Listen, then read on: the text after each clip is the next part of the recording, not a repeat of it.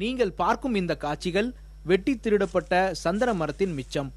உடுமலைப்பேட்டையில் தனியார் தோட்டத்தில் இருந்த 10 லட்சம் ரூபாய் மதிப்பிலான சந்தன மரத்தை வெட்டி திருடிய கும்பலை வனத்துறையும் போலீசாரும் தேடி வருகின்றனர். நைட்டு 10 பேர் கொண்ட கும்பலம் 5 பேர் கொண்ட கும்பலம் சத்தம் இல்லாமல் நம்ம இன்னைக்கு நவீனமான இயந்திரங்கள் இருக்குது, அதை வச்சு வெட்டி கடத்திட்டு போயிடுறாங்க. இது அரசாங்கம் அவங்க யாருன்னு கண்டுபிடிச்சு உரிய நடவடிக்கை எடுத்து இந்த சுற்றுப்புற சூழலை பாதுகாக்கணும், மழை வளத்தை காப்பதற்காக இந்த மரங்களை பாதுகாக்க வேண்டிய ரொம்ப அவசியமா இருக்குது. கேரளாவில் சந்தனக்கட்டைக்கு அதிக மதிப்பு இருப்பதால் கிலோ ஒன்றுக்கு 1000 ரூபாய் கமிஷன் அடிப்படையில் உள்ளூர் கடத்தல் கும்பல் இந்த சட்டவிரோத செயலில் ஈடுபடுவதாக போலீசார் தெரிவித்துள்ளனர்.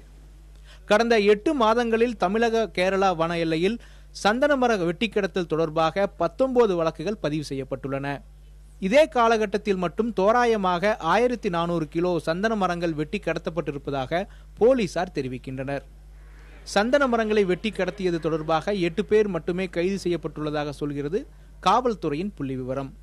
முன்னாடியெல்லாம் தமிழகத்தில் கொஞ்சம் கட்டுக்குள்ள இருந்தது. காரணம் என்னன்னா ஹோமிங் ஆபரேஷன் சொல்லிட்டு பக்கத்து மாநில வனத்துறையோட சேர்ந்து கூட்டு நடவடிக்கைன்னு சொல்லுவாங்க, அதில் பண்ணிட்டு இருந்தாங்க. இப்போ அதை அப்படியே விட்டதுனால டோட்டலாக நிறைய அதிகமாயிருச்சு.